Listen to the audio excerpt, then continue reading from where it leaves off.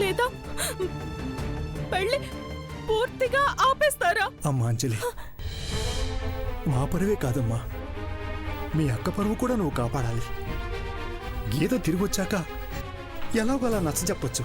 పెళ్లి ఆగిపోతే మాత్రం జనాలకు నచ్చ చెప్పలేం. అర్థం చేసుకోమ్మా.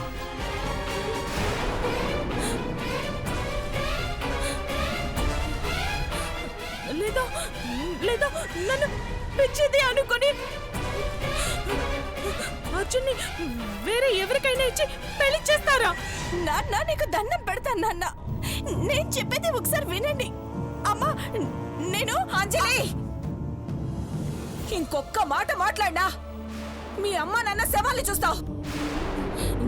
లేదు, నా అర్జున్ అలాంటి వాడి కాదు. నన్ను తప్ప ఎవరిని పెళ్లి చేసుకోడు. నా అర్జున్ మీద నాకు నమ్మకం ఉంది. నన్నే పెళ్లి చేసుకుంటాడు. నా కోసం ఎదురు చూస్తూ ఉంటాడు. చూస్తాడు. వెళ్ళి కూర్చో, వెళ్ళు.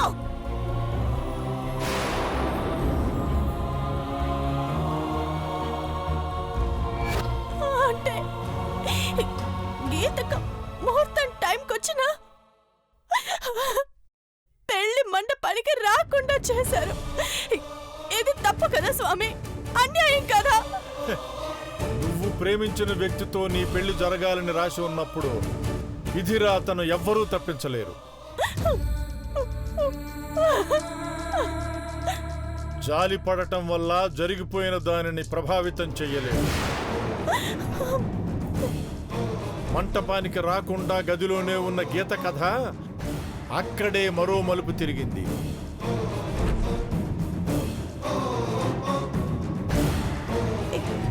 ఏం జరిగింది స్వామి?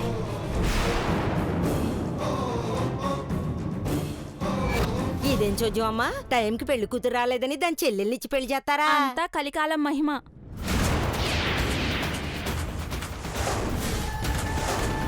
అవ్వా అవ్వా, చెల్లెలు మాత్రం ఈ పెళ్లికి ఎలా ఒప్పుకుంటది? చిచ్చి.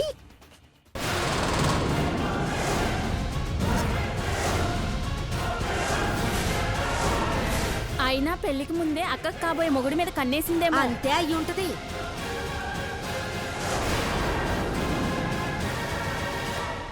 అయినా తల్లిదండ్రులకు బుద్ధుండాలి కదా. తాళి కట్టాక అమ్మాయి వస్తే ఏంటి పరిస్థితి?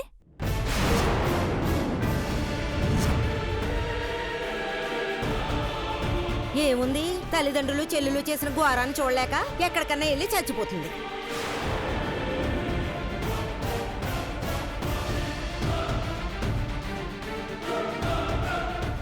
పాపం తెలిసి ఒక అమ్మాయికి అన్యాయం చేస్తున్నారు. అయినా ఇవన్నీ మనకెందుకు? పెళ్లికి వచ్చామా, తిన్నామా, వెళ్ళామా, ఎవరెలా పోతే మనకెందుకు? దా వెళ్దాం.